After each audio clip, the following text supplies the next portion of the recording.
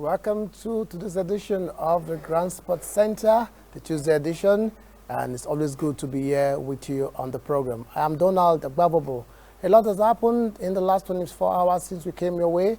The National Sports Festival has been postponed. We're talking about the possibility of it being postponed given recent developments, but then it was finally confirmed yesterday when the Sports Minister announced the postponement of the 20th National Sports Festival for the fourth time. We shall be talking about this development. Also, Super Eagles coach Grande is gearing up for next month's African AFCON qualifiers against Lesotho and Republic of Benin. And is due to submit his list of invited players very, very soon. He's already talking about being impressed with the performance of Nigerian players in Europe this season, especially strikers. And he has expressed his happiness over the development, saying that he's scouting and he's still scouting the, more players that can be of value to the Super Eagles team. We shall be talking about this as we look ahead to next month's AFCON qualifiers. Also, Kano Pillars and Rivers United recorded wins in the Nigerian Professional Football League yesterday as they beat FC Fayoba. Kano Pillars actually won away, beating FC Fayoba by 1-0, while Rivers United defeated Nasarawa United 2-0 to move back to second on the log. We shall be looking at latest development in the Nigerian Professional Football League. Also in athletics, Blessing Okagbare, Nigerian sprint sensation, has set 2 personal indoor records this season when she won in an athletics meet in the US over the weekend. So she's really gearing up for the Olympics. Presently, they are starting with the indoor events, and we hope that when it gets to the outdoor season, she will be able to replicate this form she's currently showing. Also, in English Premier League, these are not too good developments. Death threats have been issued to Premier League referee Mike Dean, and he has reported to the police who are actually carrying out investigations. Well, these are not the kind of things we want to hear, as much as there's so much fanfare, so much frenzy, so much passion involved in the game. It shouldn't get to this point, actually. We shall be looking at this development and what it means for the game of football, especially in England. In the Australian Open, the top seeds are making it through to the second round. Yesterday, we talked about Serena Williams breezing through to the next round in the women's game. In the men's game, it's been the same story. Novak Djokovic, Rafael Nadal, but then we've had 1 or 2 casualties. Gail Monfils, who is the 10th seed of the tournament, actually suffered a loss. And also in the women's game, former champion, Australian Open champion, Victoria Azarenka was also eliminated in the first round. We shall be talking about this and more on the programs plus Super Eagles Watch, where we'll keep you informed on the performance of Nigerian players out there for their various clubs in Europe and other parts of the world. And today's sports history, where we tell you or serve you some of the important events, landmark events that have taken place on this particular day, 9th of February over the years. So sit back and enjoy your time with us. I want to quickly welcome Blessing Bassi. Blessing, you're welcome to the show today. Thank you. It's good we to have be a here. very bumper edition, so much to talk about. I'm sure that we are ready to go. Exactly. And we'll take a break. When we return, we shall go straight into the main issues of the day.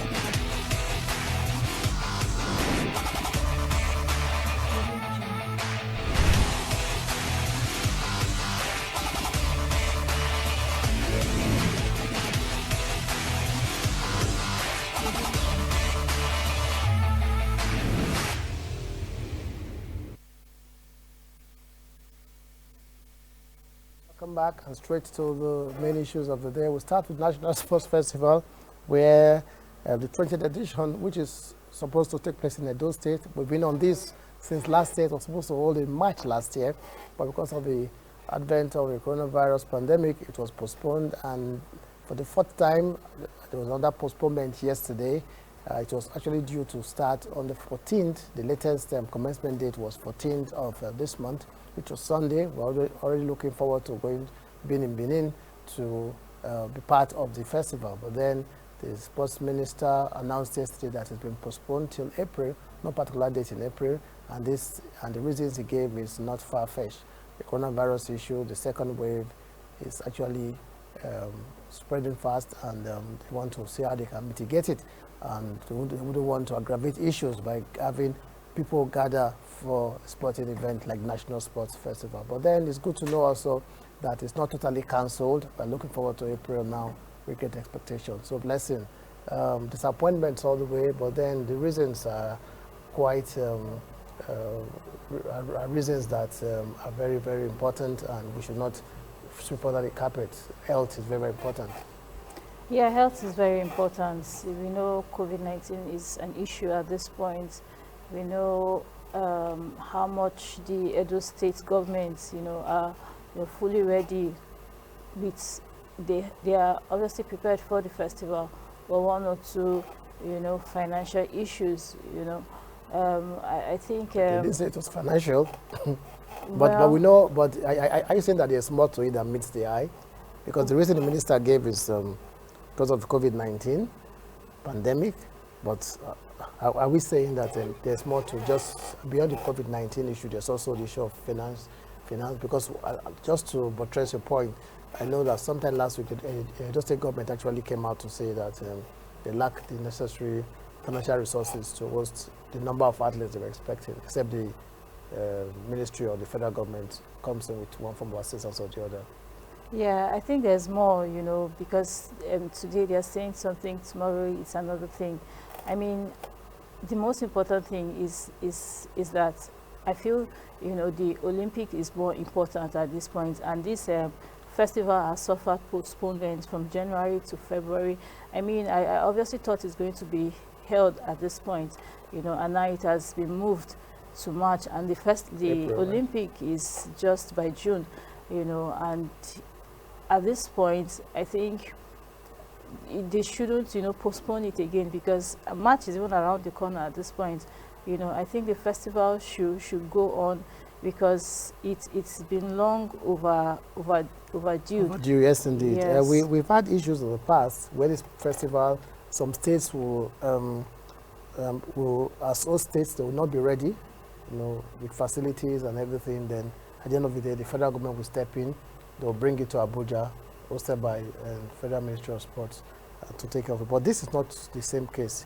Edo State is fully ready, facilities-wise, so that's not the issue we're having. So April is still a feasible date because the facilities are there. Probably we're hoping that by April we would have had a reduction in number of cases we record daily in the country, and probably whatever issue that has to do with finance that we are also insinuating or speculating about also have been taken care of. So the way it is, given the fact that the facilities are already in place, April date is still feasible. Do you think so? Yeah, I think April date is still feasible. I think this thing right now is bent on the federal government taking, a greater part in this festival, because at this point, Edo State is, very ready to host this festival. Infrastructurally ready, COVID-19 infrastructure ready. They are ready to host this festival.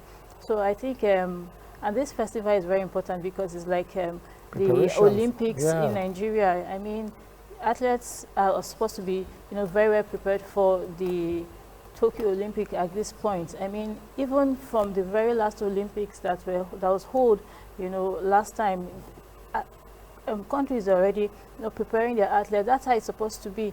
I mean, from the very time it ended, that's the very time you're supposed to be preparing for the Olympics, no matter how long it takes or how long it is, because this is something that's the government was supposed to lay more emphasis on, because of the fact that these Olympics will bring in more laurels, especially to the Nigerian government. Yes, exactly. But we want to believe that had it not been for the coronavirus, this event would have been held by last year, because I don't think government was fully ready, and just that the pandemic just started about that period. So we'll leave it at that. We look forward to April with great expectation. We hope that there will be no more postponement, and this by come April, we'll have a national sports festival. Who knows, perhaps it may even give opportunity to have a better organize games, you know, because now the Edo State government has between now and April to cross all T's and dot all I's concerning preparations. So if there has been gray areas that were not fully set, the opportunity to actually put things in place so that we have a very, very good competitions come April. We'll take a break now, and when we return, we shall be talking football. The Super Eagles coach Benatua is a very happy man these days. Happy that the players are playing very well in Europe, and as we expect, his list of players for the upcoming qualifiers against Lesotho and Benin next month. He's been talking glowingly about the performance of his players. So we'll look into this and see where actually who and who Benatua is looking at with the possibility of being injected to beef up the Super Eagles team.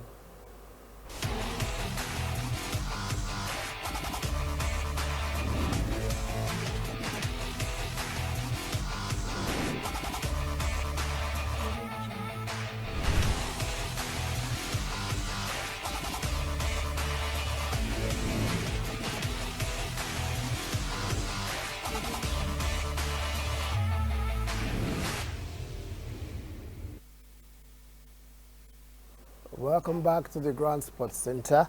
And moving on, Super Eagles coach Benatua says he's happy that his players are playing very well. A blessing, are they actually playing well in Europe? Last week we didn't have much of goal scorers amongst Nigerian players. Just few players scored, but I know in previous weeks we've had when we had 1, 2, 3, 4 Nigerian players that were banging in the goal. Especially Paul Onuachu was being devastating form.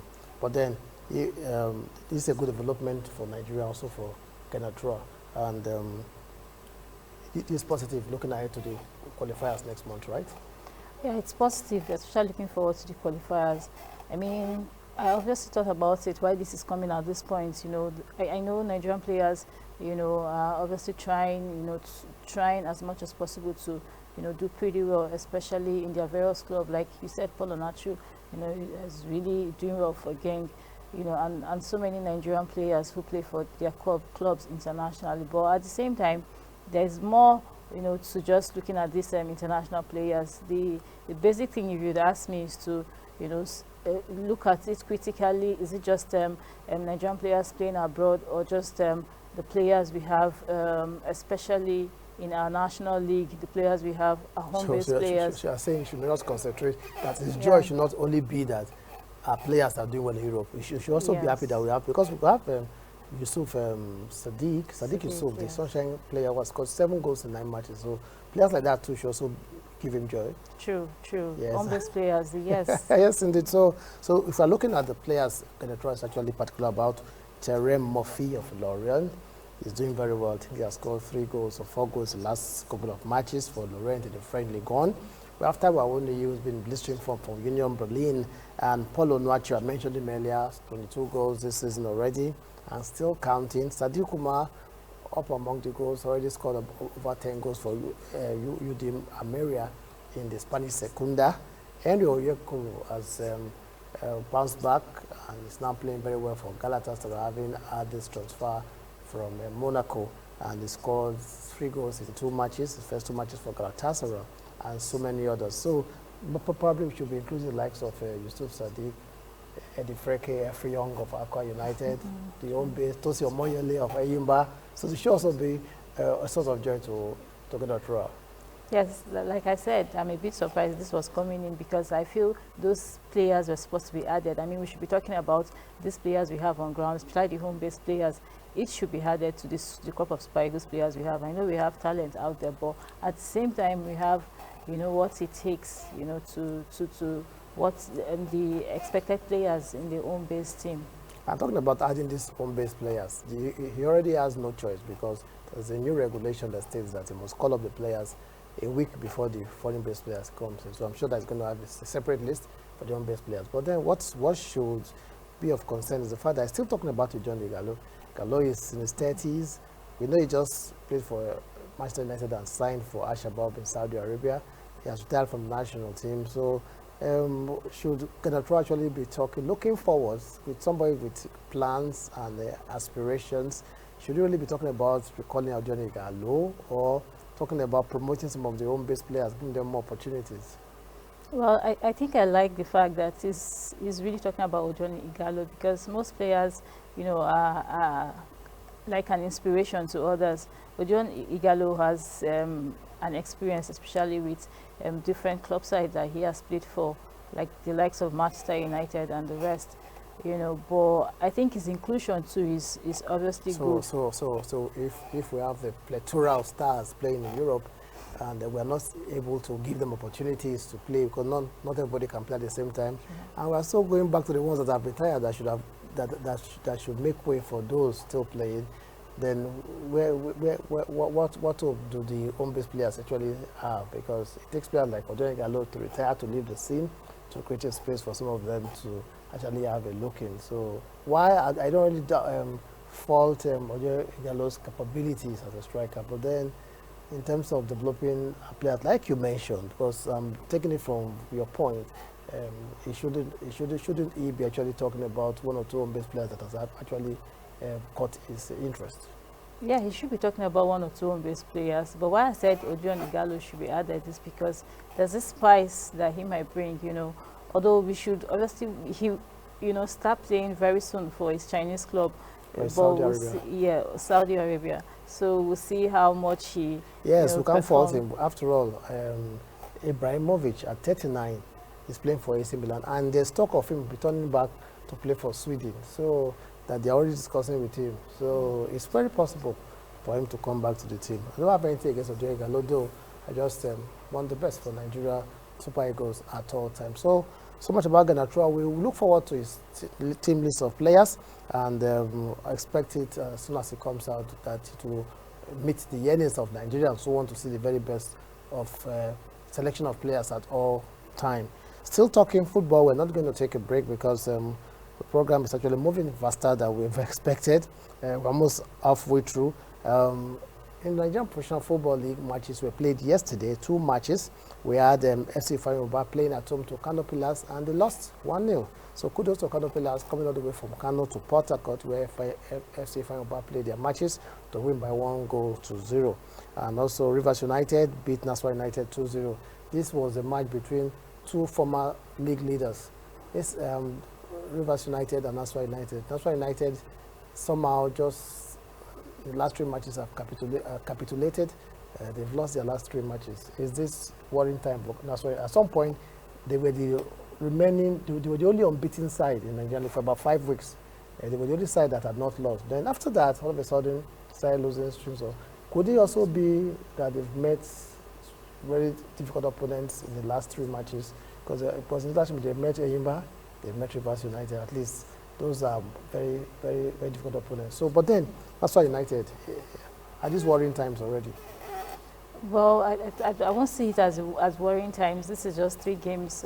They've obviously lost. The fact that they were at a point they were competing for that top 4. They were even on top of the table, at that point. But right now, I don't think it's a worrying time for them. But let's not forget that they played against them good side, like you said. They played against Eyimba. They played against Rivers United. So what do we really expect from that? Must play against all the good sides. Yes, that's where we see the men from, the men from the So Rivers United living up to expectation. They are second on the table, and it's like it's going to be a straight fight between them and Eyimba this period. Kano Pillars is also there. They are presently 4th. Kwara United is 3rd, the same point with Rivers United. But the Rivers United and Eyimba are already showing that they are worthy representative of Nigeria in the CAF competition. They are the only 2 Nigerian teams remaining. And interestingly, they have been paired against each other. Later this month, they'll play that round of matches. So you see rivalry in the local league, rivalry on the continent. How does this bounce out for Nigerian football? Well, it's an interesting one. This is where we get to enjoy the MPFL more. The likes of Eyimba and Rivers United, like you said, they're playing in the CAF Confederation Cup. But it's good at this point the 2 teams are going log ahead with each other. Who is going to top the table at this point? Who is going to win? And I'm glad that Rivers United obviously win. I mean, they've proven to be, you know, they've proven to be one of the best when it comes to Nigerian league, and I think they've really made us see that. They mean business. Well, so much developments in Nigerian Professional Football League. We understand that striker, Petro United striker Sunday Adetunji has terminated his contract with the side on mutual consent. That's what this representative said. So he used to be with Eyimba and he used to be with Shooting Stars, Abia Warriors and Eyimba. He had a 2-year contract with Petro United, but he has terminated that contract. So Sunday Adetunji seems to be a player of Rivers United. Does this mean that he's not a free agent? They didn't tell us, because the way the Nigeria. But one thing for me, I think it's even good to know that Nigerian clubs respect contracts. So for them to have gone to the extent of officially terminating the contract, it shows that there was a contract in place, and this means that Nigerian football are gradually getting there. Yeah, we are gradually getting there, or we are there. You know, somehow, Not yet there. somehow, some. Don't be too fast. We are getting there. Well, I like that, you know, but at the same time, they should have told us the reason why he terminated his contract. They said, but what they said, what I'm saying is he a free agent now, or does it? Because when you terminate your contract based on mutual consent, fine, you were sure. They didn't tell us. It's just a mutual consent. So, yes. Yeah. Well, a good thing for him, he has reason why, you know, they have their reasons why it is at this point. So I think in football, basically, you get to move ahead. You know, I think there's a way forward when it comes to this. He's a very good player.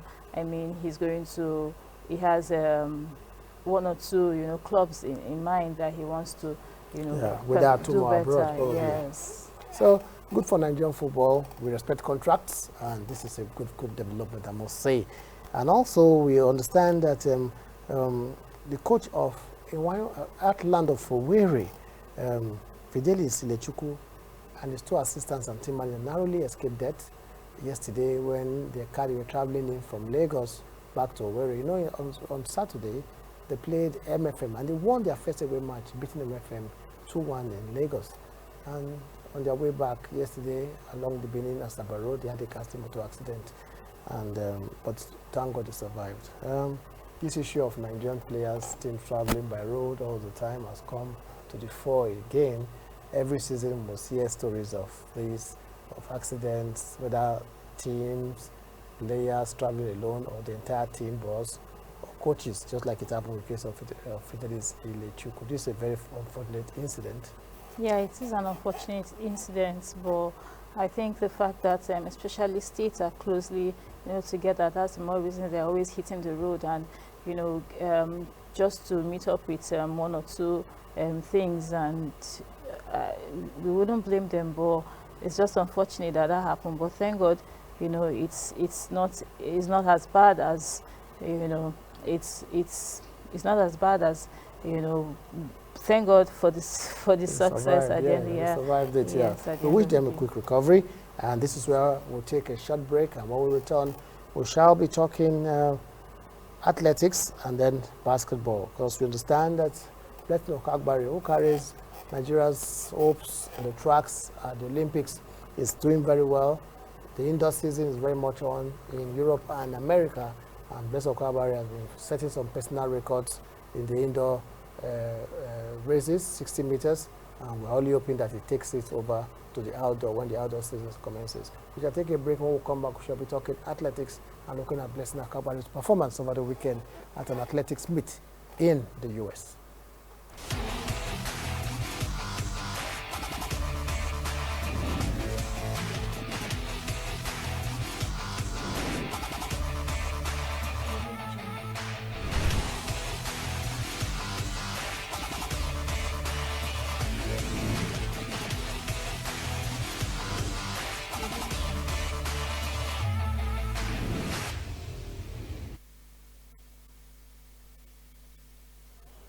Welcome back to the Grand Sports Center, and moving on, Blessing Okagbari, she's now 32 years old, but she's showing that she's ready to still battle on.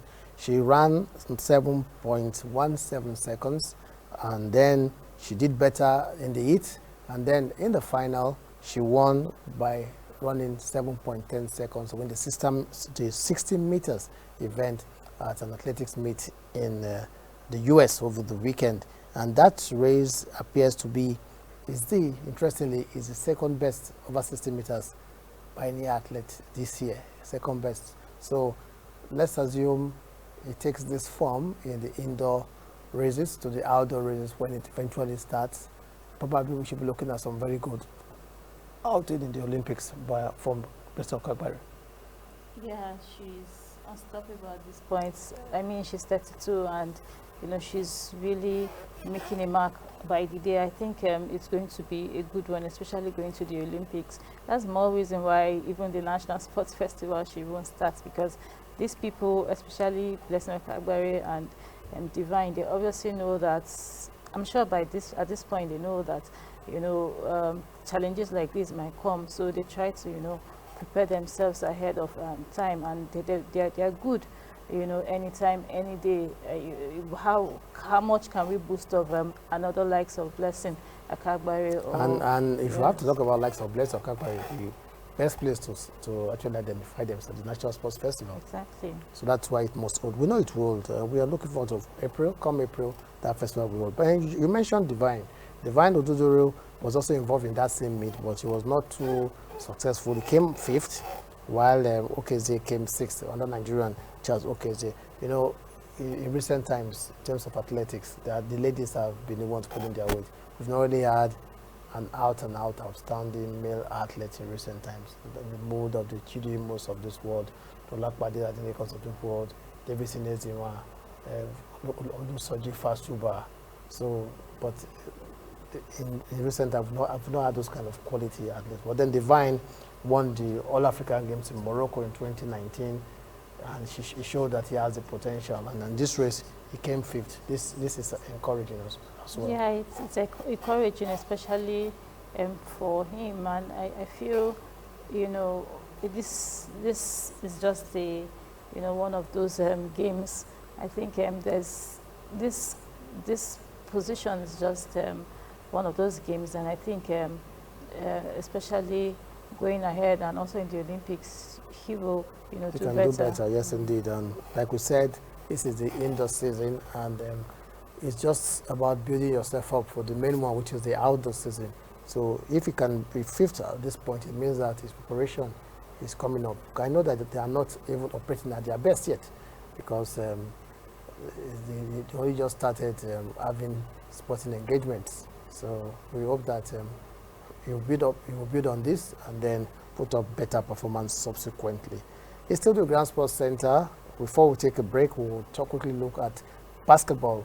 And the Nigerian Basketball Federation has invited 12 players to camp ahead of the final round of qualifiers for the AfroBasket 2021 AfroBasket. Those qualifiers will be taking place in Tunisia, and they will play against the same team they played in November in Kigali, where they played Rwanda, South Sudan, and Mali. So back then, the Tigers won all 3 matches. That's why they topped the group. The second round of matches, or what we call the reverse fixtures, will be played in Tunisia, precisely in the city of Monastir, later this month. And to this end, the NBBF invited 12 players. Interestingly, these players invited, 6 of them are based in France, and none of the NBA players. This just tells you that this NBA is in full swing, and they will not likely be able to have the full players from NBA compete, and that's why they've gone for those. Many of the players playing in Europe, Spain, with 6 from France, and some others in Turkey and Germany. But it's still a very strong squad, though. Yeah, the Tigers, this squad obviously are really strong. You know, they are champions, should I put it that way, you know, and great competitors anytime. You know, I think the Tigers at this point want to, you know, show their superiority, irrespective of the fact that players are good, you know, and players are from different parts of the world at this point. I think the Tigers are going to prove a point. You said, you know, they're playing in Tunisia, and they're going to, yes, it's a way of, you know, grooming them together, trying to remind them of the fact that there's a greater, one ahead of them. So it's going to, which is the Olympics, right? Which is the Olympics. I'm talking about, they are going to play the same teams they played in. This is the same group. This is the reverse fixture. They played the first round of matches in Kigali. But then the difference is that then we had Mike Brown, the chief coach of the team, who is attached to the Golden State Warriors in the NBA. So he's busy. So it's not just the players playing in the NBA that cannot be available. Even Mike Brown, the coach of the team, because he's an assistant coach at Golden State Warriors, is not going to be available. So that's why Umfo Mudofia have been asked to take charge. So Mike Brown was in Kigali, he will not be in Tunisia. So will this affect anything with the Tigers? Do you think that it will affect the Tigers' performance? Well, I think... although they have Umfo Mudofia, who is also capable. Yeah, Umfo Mudofia is an experienced... is an experienced coach, an experienced player also, I think the inclusion of Mike Brown would have, helped the team a lot better, but we get the fact that he's busy. But I think the D Tigers at this point has what it takes, anytime, any day, to obviously do the nation proud. And the fact that they are determined, guys who are ready to play the game of basketball, and just give it that required point that is needed at this point. So whether Mike Brown is available or not, I think the D Tigers will go ahead. Yes, we believe so, and we hope so. Just a quick rundown of the players. We have Obina Emegano, a point guard from Fuenlabrada in Spain. Ben Uzo, a point guard who plays for Paris basketball team in France. Ike Diogo, power forward, is presently unattached. He's the captain of the team. Ifeoluwa Ajayi, small forward, who plays with Emin Nantes in France. Wanchuku Moneke, power forward, plays with Orleans Lorraine basketball team in France. Michael Ogini, a point guard, plays for Sofel Wayam in France. Ike Wamu, a point guard with Cholet in France. Ike Erobu, point guard with SC Rastavacha in Germany. Said Rast Okbalanaka, shooting guard with Antibes of France. Abdul Malik Abu, power forward with plays for Lokman Ekem in Turkey. Mike Binije, who's a shooting guard, plays for BC Nevezes. White Caleb Agada, a point guard, plays for Apple Beersheva of Israel. So those are the players. None of the players in the NBA there yet, and it just goes to show that some of these players is an opportunity for them to stake a claim for a shirt in the team, because you know that the Olympic Games, when the Olympic comes, we have a much fuller house, and some of the best players the team has will be available then, and there'll be more stiffer competition for places. Not saying that these players will not make it, because if they do well in Afrobasket, it will now be very difficult for even those are players playing in the NBA to break in. This is what we want: healthy rivalry, healthy competition to make the team stronger. So, wish the Nigerian basketball team, the Tigers, the very best as they begin their preparation for the Afrobasket qualifiers later this month in Tunisia. We'll take a break now. When we return, we'll be talking about football, unfortunate development in the English football, where referee Mike Dean has received death threats. And this is not something that we want in football, because at the end of the day, football is not a matter of life and death. So said former Liverpool coach Deschamps. We'll take a break. When we return, we'll talk about this.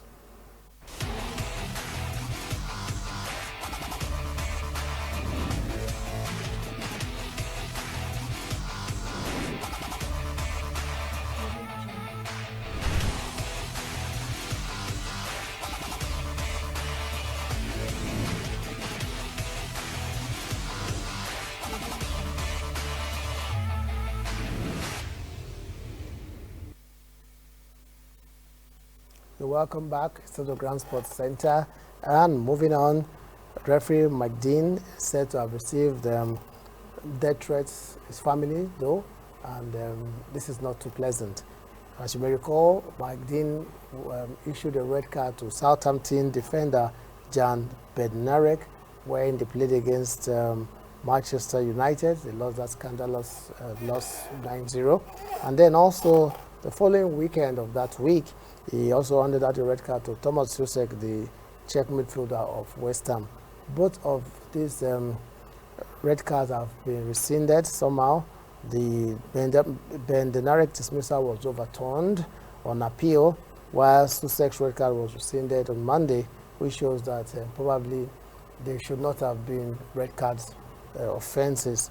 But then nobody's saying that Mike Dean did it deliberately. It could be just being human. Even with VAR, you still have to make mistakes. So that's what it is, and that's what it should be. But taken to the extent of issuing death threat to his family, I think we're taking it too far. Football, at the end of the day, like I said earlier, it's not a matter of life and death.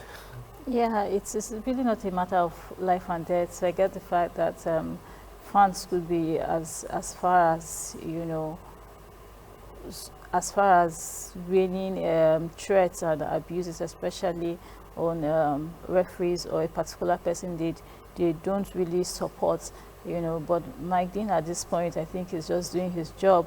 But you know, the fact that I think part of the reason is they are, you know, they are not happy with the fact that he has been giving red cards, and the fact that he appeals have been coming in, you know, and the FAs have obviously been turning it down one way or the other. Which but at this point, which is that to an extent, some of those red card decisions were actually not correct decisions. So, yeah. But could he himself have been complicit in this? Talking about Mike Dean, bringing this thing upon himself, which is irrational. I don't know what irrational, which is decisions. Nobody's above mistakes, we know, but then maybe you should be much more careful and slow to taking decisions sometimes. Yeah, I think it's part of it, you know, but he's just a bit strict, you know. I think he should be, like you said, he should be much more careful, especially judging by the fact that you don't know what will happen tomorrow, and you don't know who is at your back or who is against you at this point. So like you said, he's just human, you know. A lot of mistakes happen, so why should there be online abuse or online threats, you know? So I think is left in the hands of the FA. The FA, yes. And everything. Well, I hope they'll get to the bottom of it. For Mike Dean, he's not the best of time, but then you should not deter you from doing your job. You're just doing your job. So not everybody will like you. So some will not like you, but the others are also appreciate the work that you do. So even the players, Thomas Susek, and they have sent letters of support, messages of support to Mike Dean. He was red carded, but he has drawn the line between what happens on the pitch of play and outside. Once it happens on the pitch of play, it ends there. That's what Susek said. So you shouldn't go beyond the pitch of play. And he has offered his support to Mike Dean and his family, and we hope that he will get over this and get back to doing what he knows how to do best. Well, later today we are going to have 2 FA Cup matches in England. We have Burnley taking on Bournemouth, Manchester United taking on West Ham. The Burnley-Bournemouth match is a pretty match where you see two dogged sides slugging it out. Burnley, they are above the relegation zone, but they're not totally free yet. Bournemouth, their push for promotion back to Premier League has suffered a blow in recent times because lost about 2 matches in recent times. But then the FA Cup presents a very good opportunity for them to win silverware. So what should we look forward to? A Burnley Premier League team against a championship team. Will that count this evening?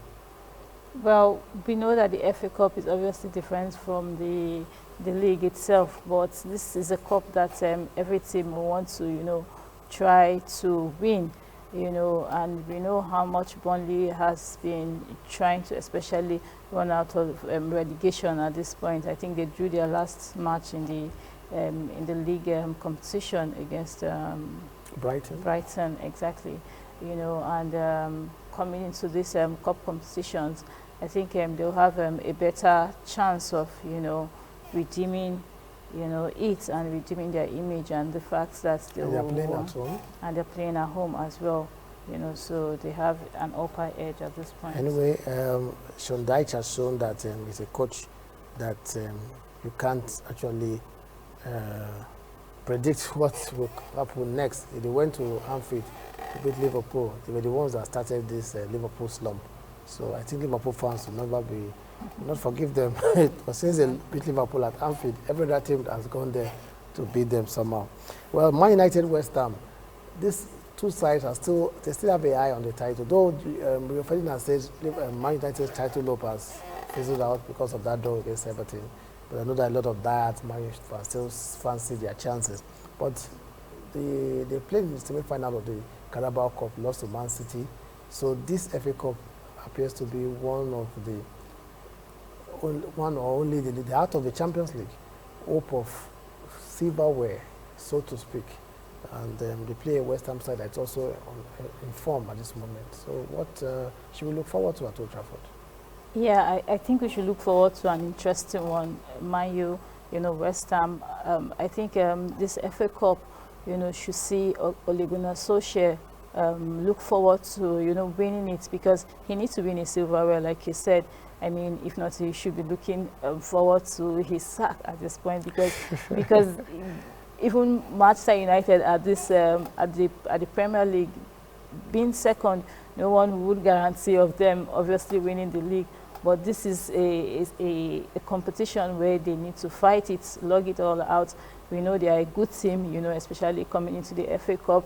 They have good attacking force. It's just that their defense are having issues, at this point. And they'll be without Pogba. And the West Ham side, like you said, they are on form. And David Moyes is not going to take chances in this one. We know they are playing away, but Manchester United, have an upper edge, judging by anyway. So we look forward to those matches. By tomorrow, we should be able to serve you the results of those matches. Away from England, in Spain, last night, table-topping Atletico Madrid, who are also almost running away with the title, they have opened up a 10-point gap at the top of the table with a game to spare. So they were expected to actually increase that gap yesterday when they hosted Celta Vigo. Coming into that match, they had won 17 matches this season, massive for them. But then their match to the league title was actually slowed down because they played a 2-2 draw with Celta Vigo. Luis Suarez once again scored a brace, but then it was not enough to give Atletico Madrid victory. This just tells you that it's not over yet in La Liga, because we're looking at Atletico Madrid are going to. If Celta Vigo can hold them to the draw, it means that the other teams too that could also do the same, or even beat them. We thought that they were as good as champions already. I think those who are obviously praying for Atletico Madrid nobody's praying for them to draw. No, I mean the fans. They were winning too much. They were just that's cruising away. Yes, they were. It's football. If you do pretty well and you have good stars of players, couple of players, there's every tendency that you prove different from the rest. That's what I think Atletico Madrid has proven. 10 points gap, I mean, but Celta Vigo at this point has really, but they are still in the winning streak, if you'd ask me.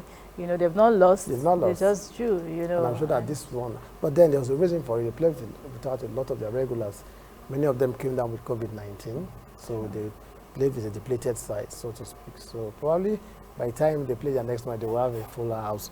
Away from Spanish La Liga, the World Club Cup is taking place in Qatar at the moment, and we have Bayern Munich beat Al Ahly, African champions, yesterday, with Robert Lewandowski scoring his 29th goal of the season with a brace in that match. So the final of the World Club Cup will be between Bayern Munich and Tigers of Mexico, who are making it to the finals for the very first time. We are gradually wrapping up on the show, and we'll quickly talk about the Australian Open, which is very much on. Rafael Nadal, the story is that the big boys, the big players are already making it through to the next round. Rafael Nadal, Novak Djokovic, Stanislav Wawrinka, Daniel Medvedev, even all the big stars are all making it to the next round. The only top seed that was eliminated in the first round was Gael Monfils, the French player who lost to a Finnish young player called Emi Rusuvori, and 21-year-olds beat the 34-year-old Monfils, and Monfils was said to have shed tears. Well, maybe disappointment of having worked hard, then losing out in the first round. Then in the women's game, it's been the same story. But then there was also a casualty, Victoria Azarenka, who was champion at the Australian Open in 2012 and 2013, and was a finalist at the last year's Open in September.